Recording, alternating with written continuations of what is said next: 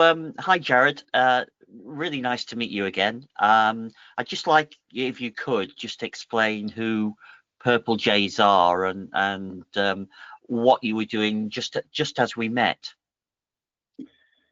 Okay, so we met a very long while ago, and Purple Jays are a early years provision, so early years school. And at that time, I think I had two branches, Yeah, and I was going through a situation of, I guess, a lot of stress. The stress was brought on because of confusions on my role.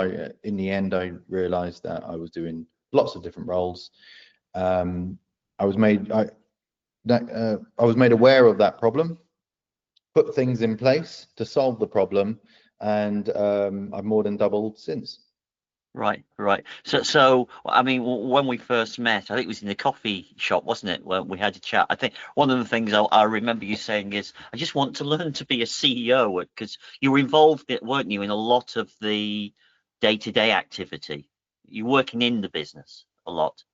Yeah, I was doing lots of tasks in the business, so I couldn't really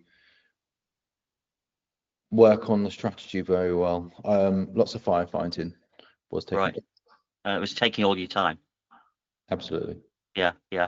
And I think that one of the first things that I introduced you to was certainly reading about how other people.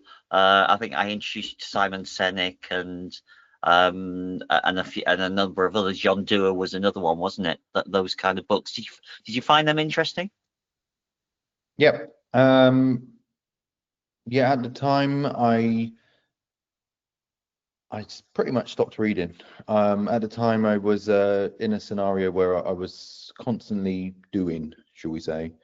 Um, yeah, you're right. The books were very interesting. They did help me a lot, and I guess pulling me out of the doing to at least to read helped me reflect anyway.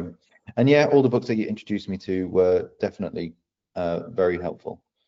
I know you introduced me to a few as well. I think Adam Grant, wasn't it, was one that you that you did that you did. I think I remember one of the first things that we actually did as well was look at the company and the vision and mission of the company in order to be able to look at some of the people, because you were employing, I think, oh well, up to 100 people, wasn't it? It was certainly in the 80s. Uh, yeah, so yeah, we did a lot of work on vision, mission, values. Ultimately, why am I doing this in the first place? Really stripping it back to get to the root of my purpose and the company's purpose. Right, right, right. And I think one of the things then that you realised was you couldn't do everything. You needed other people. Yeah, yeah, I learned the hard way, but nonetheless, yes, I did realize that, but it did take me a while to grasp it and to I mean, even now I find myself doing things that I probably shouldn't. So it's providing tools so I can keep reflecting on what I'm doing, so I can pull myself out of those situations faster. It still happens. I'm only human, but it's doing it Right, faster, which is the benefit. right, right. I think bringing the COO certainly helped take you away from the daily operations, didn't it? And help lift you into the strategy and into looking at the strategy a lot more effectively. Yeah, well, that was one of the key hires, but in the end, I brought in quite a few people, including outsourced. So yeah, absolutely, relieved a lot of my time. But I did realize that I saved myself time, but then I got busier and busier anyway. So yeah, Right. it's a never-ending cycle. Yeah, and I think one of the things that surprised me was, as well as we were going through it, was the number of processes you started to put into place so that you could measure people It wasn't both based on emotion when you were measuring people and measuring how the business was going forward. It was based on data and facts. Yeah, absolutely. I became a bit of a data nut. I do like different streams of information, and not just opinion based. Therefore, I can make informed decisions. Yeah, yeah, and that's allowed you, I think, now to bring in a CEO. Yeah. So yeah, I'm now in a stage where I've taken away my role. I've made myself redundant. So yes, now I'm needing to manage higher levels, and of course, I do need those KPIs to keep everyone uh, making sure we're moving in the right direction. Right, right. And the size of your business now, it was two, I think, is it 5 branches now, and looking at a sixth. Yeah, we're at 5, potentially going to be bringing on 6 soon. But yeah, we're in a growth phase still. So Right, right. uh, I'm Sorry. I'm expecting growth yearly at least. How much is the question mark, and how fast is the question mark? Right, right, right. But you've got all the tools in place to help guide you through.